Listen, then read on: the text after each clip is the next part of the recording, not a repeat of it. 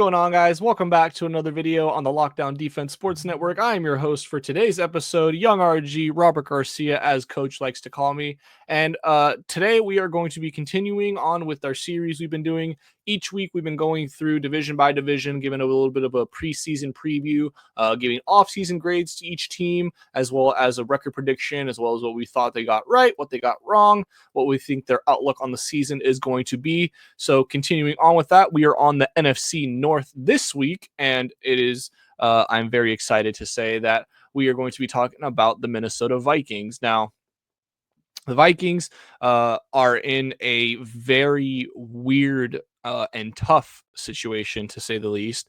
Obviously, coming off of that massive 15-win season last year that ultimately ended in kind of or stuttered, in the postseason.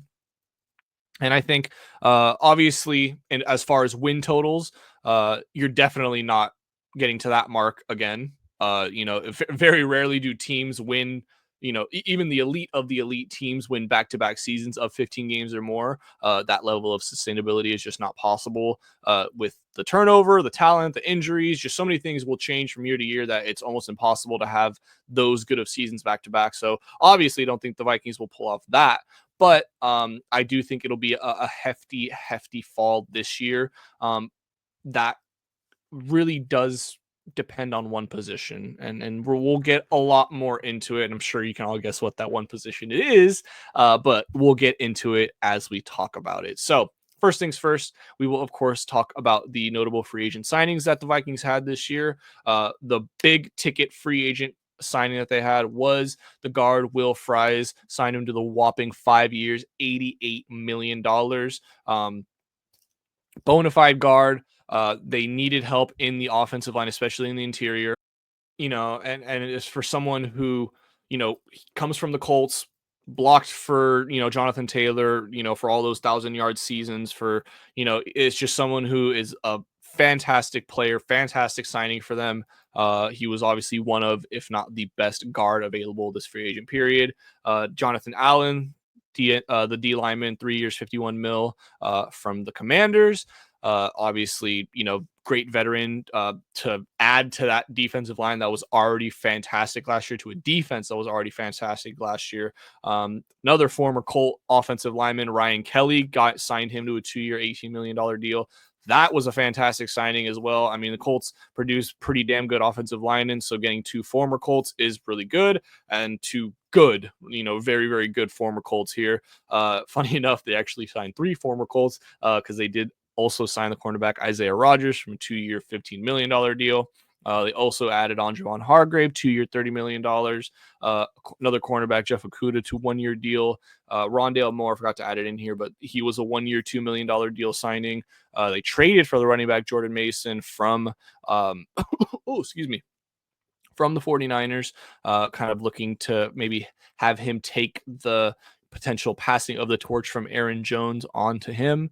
And then looking at the re-signs, they take care of their guys. So they re-signed Byron Murphy, Harrison Smith, gave Byron Murphy that extension, I should say, 3 years, $66 million, $22 million per year. Re-signed the best white safety in this league so far, Harrison Smith, 1 year, $10 million. Also, as I mentioned, re-signed Aaron Jones to that 2 years, $20 million, and their punter Ryan Wright.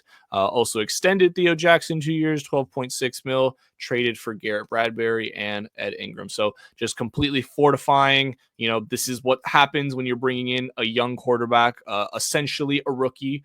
He's had no games of NFL regular season action. He played the one preseason game last year, and unfortunately, knock on wood, that was awful. He got hurt, and that was the season. So they are just doing everything in their power, and they did everything in their power this offseason. You already have the weapons with Justin Jefferson and Jordan Addison, so didn't need to invest heavily into the wide receiver room. Rondale Moore, I think, is a fantastic late, wide receiver 4 or 5 signing.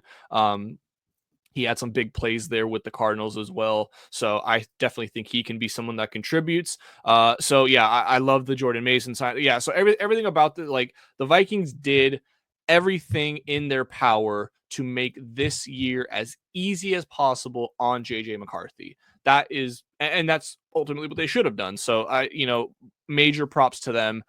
It's unfortunately,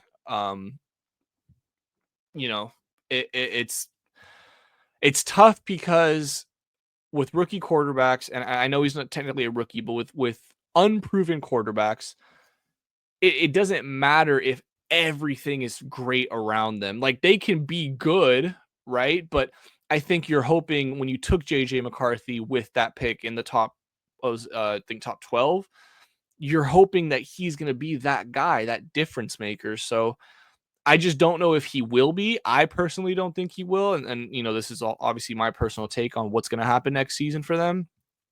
But yeah, I just think it's going to be very tough for JJ McCarthy. He's got a lot of pressure on him. This team was fantastic last year, so there is a lot of pressure and there's a lot of expectations on this team to perform. They're in a loaded division, so it's going to be tough. But continuing on, we'll get more into that later. Continuing on, the draft class for the Vikings this year did not have a lot of draft capital this year. Only 5 picks in total. Only 2 picks in the first 2 days in total, which is absolutely insane. They used one on a shocker, another O-lineman, Donovan Jackson out of Ohio State, with their one and only first-round pick. And then they used the third-round pick on a wide receiver, Ty Felton out of Maryland. And then their only 3 day 3 picks, which is insane to say. Edge rusher Tyrion Ingram Dawkins out of Georgia, the linebacker Kobe King, who I was a big fan of, out of Penn State, and the tight end Gavin Bartholomew. Gotta love that name, out of Pittsburgh. So, tough to say with 5 picks. Obviously, I think the O-line was the correct decision for their first round pick, given where they're picking at in 24. So yeah, this is just going to be a bit of a, man, for Vikings fans, it really does suck, because I almost feel like that 15-win season last year hindered them more than it was going to help them, because now JJ McCarthy comes into this year with a ton of expectations. If he were to come into that team last year, there's 0 expectations. He's a rookie QB. Now there's so much pressure on him. He hasn't even played a snap yet of regular season football. Like, there's just, I almost feel for the kid. And like, I keep talking about the division. The Bears are supposed to take a huge leap forward this year. So I don't know, man. And obviously, talking about the trades and coaching changes, they really didn't make any huge significant ones. The biggest trade was for Jordan Mason, the running back, but that's not, a massive player or anything like that. He was a I think he might have been undrafted. I might be wrong. So, or a day 3 pick. So, nothing crazy on that. Obviously, no coaching changes. Nothing needed to change after that great season they had last year. Kept their OC, kept their DC. Kevin O'Connell, of course, is still there. So, yeah, I mean, they have everything in place minus the QB, and it sucks because that's the biggest piece to not have in place, or to not be set, I should say, because they don't know. If JJ McCarthy is what they think he is and what they thought he was when they drafted him that high, then he should be significantly better than Sam Darnold. And if he's significantly better than Sam Darnold and they stay healthy, this team should go undefeated theoretically, because they're getting better than they were last year. So it's just so tough. I just don't think he's going to have a good enough season for them to compete. If they were in a much weaker division, I could see it. Right now, I just don't. And it's tough, because how can you say that a 15-win team isn't just it, or is just going to simply, and we should probably go to this next one here, taking a look at their schedule here. It is a tough schedule. Now, it's not as tough as it could have been, because they didn't obviously win their division, but it's still very tough. Now you have, I'm so sorry. What am I talking about? They didn't win their division. They did win their division. They just got absolutely stomped in the first round of oh my God, no. Wait, what am I? Wow, I'm absolutely just losing my mind right now, guys. I apologize. We just did the live show before this. My mind is a little bit scrambled right now. They did not win their division. Okay. They did not win the division after having a 15-win season, which is crazy to say. So you avoid having the first place schedule, or playing teams that are in first place.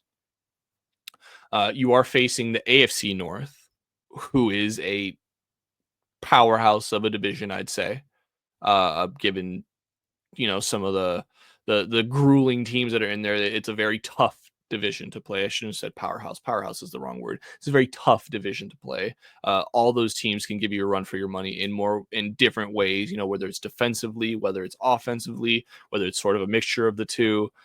They are tough teams to play. They're taking on the Chargers, who were a playoff team last year. Not trying to sound biased, but they are a playoff team. They are a threat. They do have a good quarterback. Obviously taking on the Eagles, taking on the Bears, or taking on the Bears, of course, taking on the Bears, taking on the Ravens, taking on the Commanders. I think their easiest games are, of course, against the Seahawks. You could argue the Bears, the Browns, and maybe the Steelers. But besides that, and the Giants, of course, and the Giants. But besides that, every other game is definitely a tough one. They definitely are outmatched at the QB position going into a lot of these games. So it's going to be a very, very tough season for them. I currently have, getting into their offseason grade and predictions, I currently have their record at 8-9. I think this defense and this offensive line and this run game, I should say, will keep this team in a lot of games. Now, they were not that great last year at rushing the football. They were only about 19th in terms of rush yards per game last year at just under 109 yards per game. And Aaron Jones was a good running back, and you can obviously see the address of the O-line. So I do expect that to improve, of course. If they can maybe make JJ McCarthy's job just incredibly easy to the point he doesn't get touched, the run game is there, and he just has to play the easiest game manager position of his life, so be it. I will eat my crow, but I just don't think JJ McCarthy is that dude, especially not where he was taken in this draft or in that draft. So yeah, I unfortunately, I know Vikings fans are probably going to crucify me for this. This is an absolutely loaded roster, but unfortunately they are lacking at the one position that can really change your trajectory on the season and show whether you're going to be good or whether you're going to be terrible. And just given the fact that, that they're in such a tough division, it's 6 games a year are going to be against arguably potential playoff. Well, 2 of them are playoff teams, the Lions and the Packers, but everybody's expecting the Bears to get better with the moves they made this year, with the coaching changes they made. And obviously, if Caleb is who we all think he should be, where he was taken in the draft with the number 1 overall pick, you're expecting them to be much, much better. So Vikings fans, it's going to be a rough season for you. I do apologize in advance. But yeah, that is my take on it. So with that, guys, I want to thank you so much for joining me. Be sure to check out the gang socials down below here.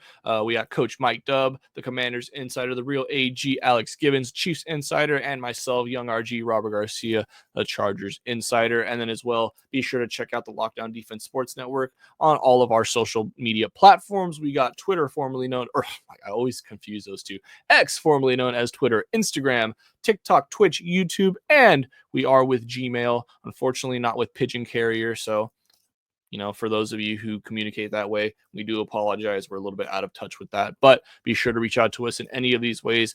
We love chatting with you guys. We love talking ball, and comment down below. Vikings fans, please come at me. Please tell me why I'm wrong. Please tell me why you think there's no way in hell. Please tell me why you're going to go undefeated. I want to hear about it in the comments down below. So thank you so much, guys. Yeah, I love talking ball. So I appreciate all. I want to hear all this criticism, please.